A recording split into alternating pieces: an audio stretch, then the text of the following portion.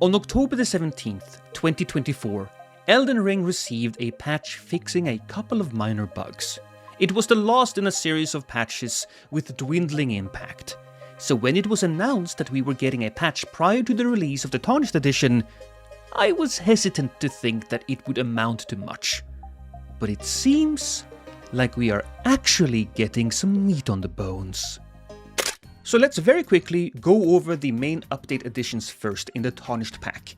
We are getting two new classes, the Idis Knight and the Heavy Knight. Now I'm not 100% sure, but I believe the Heavy Knight will be starting with a new heavy curved sword, which is very exciting. And the Idis Knight will start with the Milady, which is a great weapon as a starter because it's so unique and the moveset is so much fun.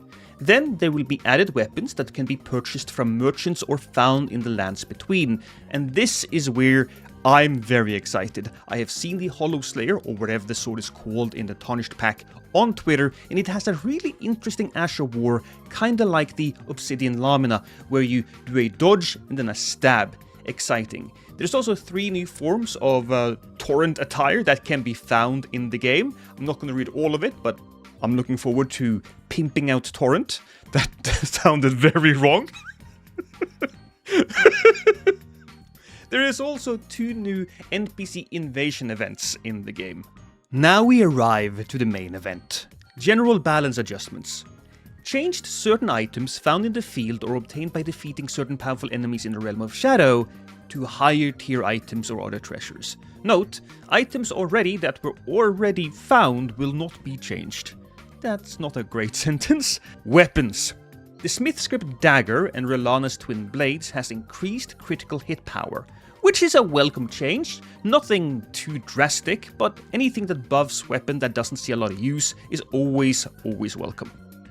Smith Script Axe, Spear, and Spear of the Impaler will have reduced the stamina consumption of weapon throwing attacks and increased the power of weapon throwing attacks. That's really exciting, that's fun. We'll see how much they increased power, but if we can do more damage, then these weapons will see more use. Super fun. Carrion Sorcery Sword. This is actually one of my favorite weapons in the game, for one of my favorite builds in the game. And they have changed intelligence scaling so that it now increases the attack power of all damage types. That could be really good. Could also be a nothing burger. I would have to try it out, of course, and I'm very busy at the moment. I'm actually reviewing every site of grace in the game. That's gonna be a script, I'm gonna tell you that. The Smith Script Great Hammer increased the power of weapon throwing attacks. Since it got its own little area here, it means that it doesn't get the reduced stamina, but maybe it gets even more power for the throwing attacks. I hope so. The Golem Fist increased the range of fist launching heavy attacks. That was part of the last real patch of Elden Ring. The fact that they are doing it even more here is great, even though the Golem Fists aren't exactly fantastic. The Fire Spark Perfume Bottle, Lightning Perfume Bottle, Chilling Perfume Bottle, Frenzy Flame, all the perfume bottles has an increased attack power, which is really good. I hope that is very much increased against players, but they would have to buff them a lot in order to make them worth a damn. I hope they do. They also have to increase the potential for stagger as well. The perfume bottles are difficult because of how slowly the potential attacks moves forward after it leaves the bottle, so it's a whole thing to get those right. Lord Sworn Shield, Briar Great Shield, Spiked Palisade Shield, a bunch of these different shields. It's the Great Shields mostly, has increased guard boost and reduced weight. I love using the Great Shields in my builds, so that's really good for me. I'm looking forward to making some more invasion builds with big boy shields. Then we have the Wooden Great Shield, Cuckoo's Great Shield, Redmane's Great Shield, a bunch of the other Great Shields here, has also increased guard boost. Is this different? Yes, it doesn't have the reduced weight, but it has the increased guard boost. The Haligtree Crest Great Shield, that has reduced weight. I also love the Haligtree Crest Great Shield. I think I use it the most out of all of the Great Shields, so even if it doesn't get the increased guard boost, the reduced weight will give me more options. So I like that. The Rakshas's Great Katana. Increase the time before an attack can be performed with a right-hand weapon immediately after attacking with this weapon equipped in the left hand. Not really something that I saw abused in the game too much. I've seen it a little bit, I have used it a little bit. I didn't really find any frustrating fights with this particular issue in mind, but maybe some people did. I mean, they'd fixed it, so okay. Skills. Parry. Improved parry performance and reduce the time before various actions can be performed after activation when used with daggers, curved swords, or small shields. So they buffed the recovery, so to speak, which is interesting. Now, the important part here would be the improved parry performance. Does this mean that we are now getting more parry frames? I hope so, because I think parry should be even more scary in the game than it is. You know what? I take that back. I think that you should be able to get a parry more easily, but maybe the riposte should do a little less damage to human players. That's my opinion. I don't want the fight to end immediately, but getting those parries, oh, it's so satisfying. Storm Wall. Change the skill so it no longer consumes FP when used. Improved parry performance. So Storm Wall would be the, well, storm parry that guards you against projectiles. Thop's Barrier. Improved parry performance. Another parry skill with improved parry performance. I am super curious about how this is going to turn out. Sorceries.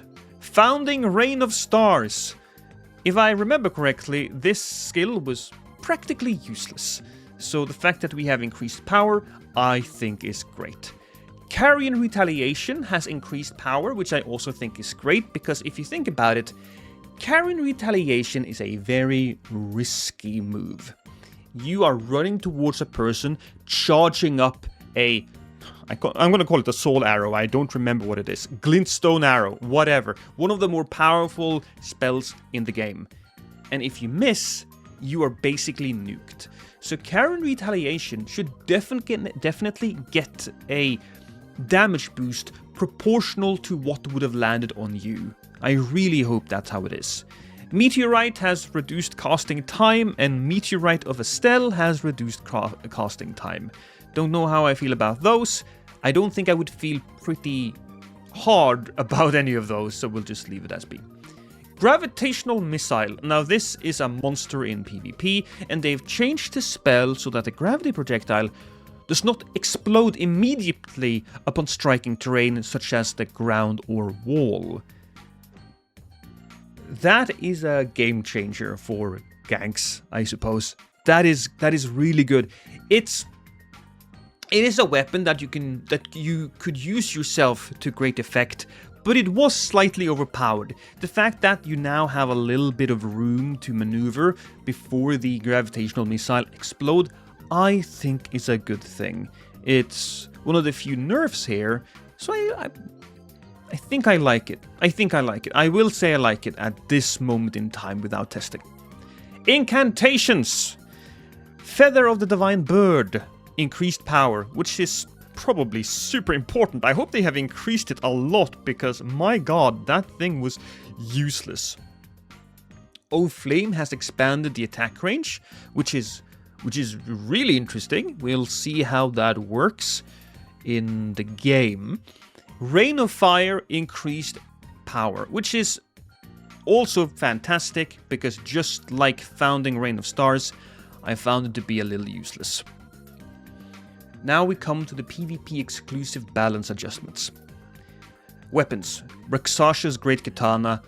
Increased damage taken from attacks by other players while attacking. That was always supposed to be a thing with this katana, but you never really felt it.